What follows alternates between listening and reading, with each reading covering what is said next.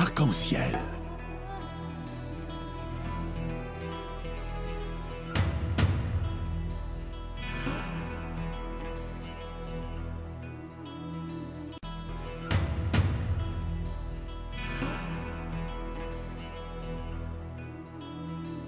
Mesdames et messieurs, retour au direct. Et comme ça a été annoncé, nous sommes heureux d'être en ligne avec monsieur Alain Chevalier-Arias. Bonjour.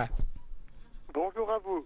Il faut bien préciser à notre auditoire que monsieur Chevalier-Arias, journaliste, écrivain et conférencier spécialisé sur le monde musulman. Monsieur Chevalier-Arias, qu'est-ce que vous en pensez dans un premier temps par rapport à l'acte terroriste qui a secoué la Nouvelle-Zélande et qui a fait 50 morts à ce jour? C'est ignoble, c'est horrible. Et ce qui me gêne, c'est que c'est un certain silence sur cette affaire. Mais même si j'en comprends un peu la raison, c'est très loin. Vous avez parlé de silence, silence de qui? Oui. Et la raison, c'est quoi? Vous avez... Déjà de nos autorités politiques.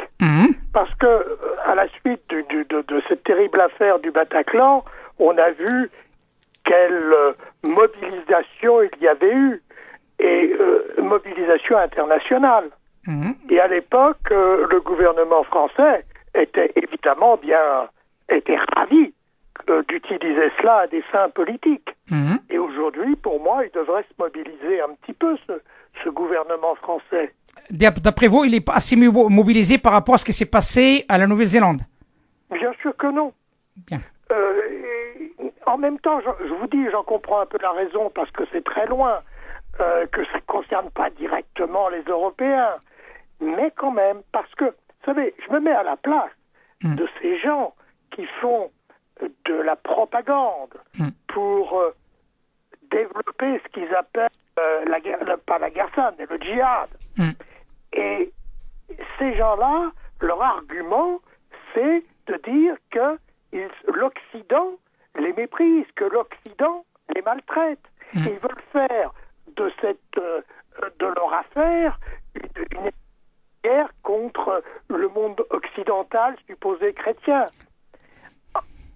En ne nous occupant pas, en n'ayant pas de l'empathie, ou en ne montrant pas de l'empathie pour les musulmans qui ont été tués en Nouvelle-Zélande à la suite d'un attentat, eh bien, nous apportons de l'eau à leur moulin.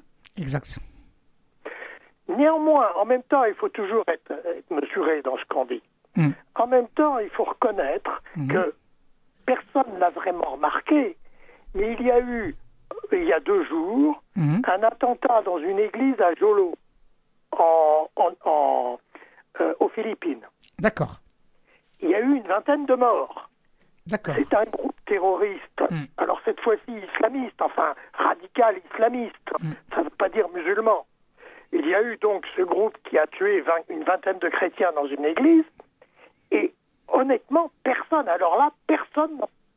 Vous voyez, l'éloignement, malgré tout. Mais, par contre, l'éloignement, certes géographique, mais selon le manifeste de ce monsieur qui a filmé sa scène, donc il faut dire les choses qu'elles sont, et il s'est mis en relation avec les élections françaises et avec le Rassemblement national, et il a fait référence à Marine Le Pen et sa perte vis-à-vis de monsieur le président Macron. Alors, quelque part, il y a un lien direct avec la France. Oui, bien sûr, mais c'est lui qui l'a établi. C'est pas la France, il faut être honnête. Heureusement. Oui, non, mais il faut toujours relativiser les choses. Bien sûr. Et Marine Le Pen, qui est critiquable à beaucoup de propos, n'est cependant pas critiquable pour ce qui s'est passé en Nouvelle-Zélande. Et pourquoi n'a pas parlé Marine Le Pen par rapport à cette affaire et de se distinguer par rapport à ces déclarations de ce monsieur? Elle a parlé. Elle a parlé. Qu'est-ce qu'elle a dit? Parce que j'ai pas entendu, sincèrement, je l'ai pas entendu. Non, mais ça n'a pas été répertorié, mais j'ai vu des interventions. Il a parlé comme quoi il condamne cet attentat? Elle a critiqué très vivement l'attentat qui a été perpétré contre ces musulmans. Bien. C'est très bien à le savoir parce que je ne suis pas au courant à titre personnel. J'aimerais bien que vous le sachiez, sinon je ne pose pas la question. Ça n'a pas été mis en évidence par les médias. Donc, Madame Marine Le Pen se distingue par rapport à ces accusations de ce monsieur par rapport à son manifeste. Donc, d'après ce qu'il a écrit. C'est évident. C'est évident. Comprenez, de toute manière, en tant que leader politique, elle ne pourrait pas se permettre de soutenir verbalement de telles exactions. Oh, mais elle peut être silencieuse, hein. Non, mais elle n'a pas été silencieuse. Voilà.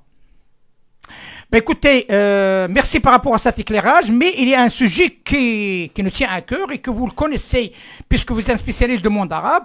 Qu'est-ce qui se passe sur une terre qui est proche, c'est l'Algérie, et notamment dans un cadre de relation complexe et ancienne, hein, il faut dire ça aussi, il faut bien le préciser, France-Algérie. Comment vous voyez-vous cette relation et avec cette évolution et ce soulèvement populaire que représente pour vous? Est-ce qu'il y a des défaillances sur la relation France-Algérie ou peut-être il y aura de l'impact dans le futur et les accords qui étaient traités entre la France et l'Algérie, quel avenir qu'ils auront dans un futur proche? La question que vous me posez, c'est un livre. Hein. Ah oui, mais vous savez, j'ai 20 minutes avec vous, monsieur. Bon, alors, d'abord, il faut le dire, la proximité entre la France et l'Algérie est considérable. Elle est considérable et inconnue. C'est paradoxal. Bien sûr. C'est une proximité liée à l'histoire, bien sûr. Mais c'est aussi une proximité liée au fait que sur le territoire français, il y a beaucoup de gens d'origine algérienne. Et j'ajoute une chose. C'est lié aussi au fait que les Algériens ont toujours le regard tourné du côté de la France. Vous savez, quand vous êtes à Paris, vous demandez à un Français comment s'appelle le Premier ministre algérien, bien peu pourront vous répondre. Mais vous allez à Alger et vous demandez les noms des ministres français, les gens vous répondent. Ça, c'est une petite chose. Cette proximité, elle a été, évidemment, on sait, terrible, d'un côté, parce qu'il y a eu cette guerre, parce qu'il y a eu une occupation qu'il faut qualifier de coloniale. C'est l'histoire. En même temps, des relations se sont développées entre les Français et les Algériens, à l'époque, qui étaient étonnamment proches. Bien sûr, il y avait la situation de colonisateurs et les privilèges que s'étaient octroyés les Français en Algérie. Mais en même temps, il y avait l'humain. Et cet humain, aujourd'hui, on l'a oublié. Et pourtant, il a bien existé. Vous savez, je reprends un tout petit exemple. Quand les Français sont arrivés en Algérie en 1830, qu'ils ont débarqué sur la plage de Sidi Ferrouche, qu'est-ce que vous croyez qui s'est passé? Vous croyez que les Algériens, enfin les futurs Algériens, puisqu'à l'époque il n'y avait pas d'Algérie, sont arrivés en courant pour chasser les Français? Pas du tout.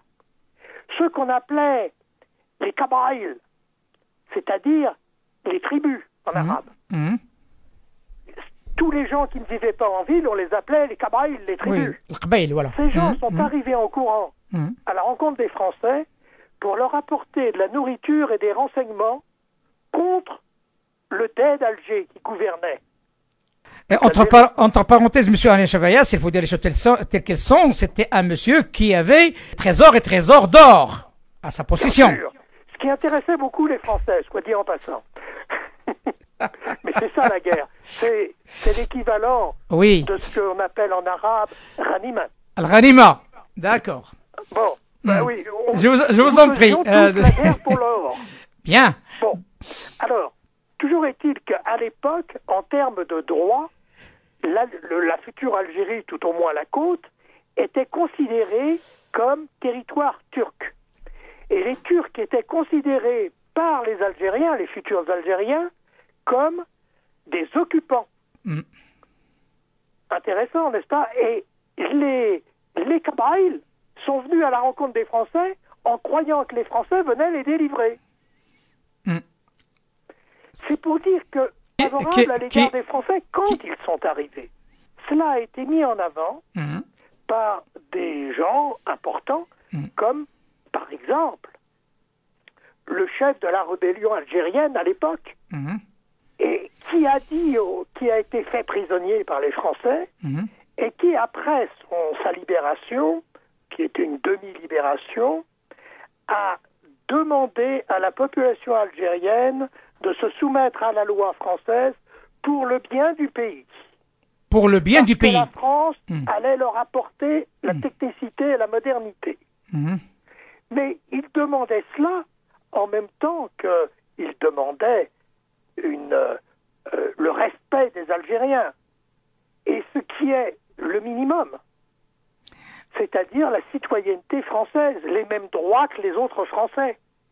Ce qui n'a été fait à la fin qu'en 1958, donc à 4 ans de l'indépendance, et hélas, c'était bien trop tard. Sachez que pendant la guerre, pendant la Deuxième Guerre mondiale, les Algériens qui se battaient du côté, pour beaucoup, qui se battaient du côté des Français contre les Allemands, ne demandaient qu'une chose, c'était la citoyenneté française, et pas l'indépendance. Ils l'ont eu ou ils l'ont pas eu? Mais non, ils ne l'ont pas eu. Et pourquoi? Mais parce qu'il y avait d'abord la lourdeur de notre système politique en France, qui voyait mal ces sujets, parce que les Algériens, les indigènes à l'époque étaient des sujets de l'Empire français. Ce qui était une contradiction, puisqu'en même temps on déclarait Algérie département français. C'est ça. Mais peu importe, contradiction, on a l'habitude. Mais en plus, les Algériens étaient considérés comme des citoyens de deuxième zone qui n'avaient pas les mêmes droits que les autres Français, à la différence de ce que nous avons fait pour les Juifs, puisque les Juifs d'Algérie ont reçu par le décret Crémieux, à la fin du XIXe siècle, la nationalité française. D'accord. Et c'était tout ce que demandaient les Algériens au départ, cette nationalité française. Avouez que c'est quand même étonnant.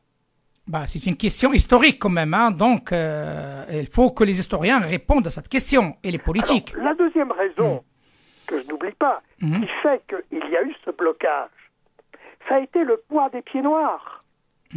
Parce que eux, qui avaient la citoyenneté française, supportaient mal d'avoir cette concurrence de la population indigène qui serait devenue, elle aussi, citoyenne. D'accord. Donc les choses sont plus claires maintenant, oui.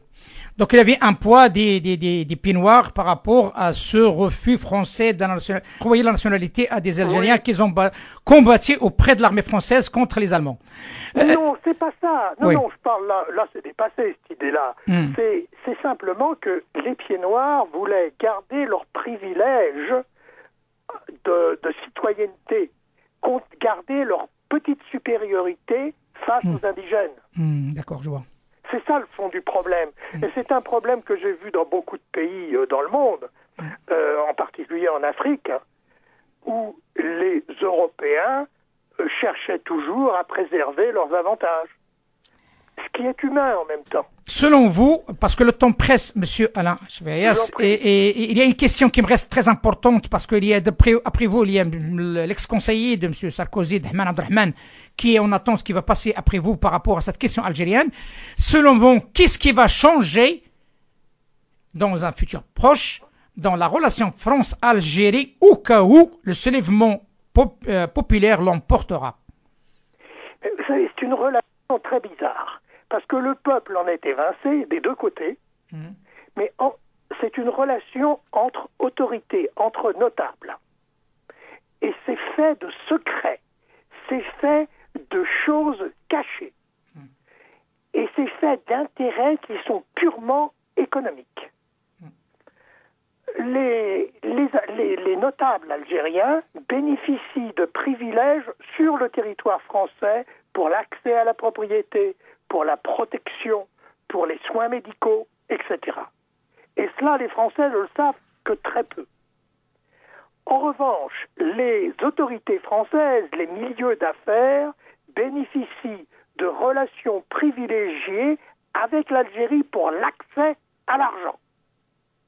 Ça, c'est une vérité qui est, elle aussi, occultée. Écoutez...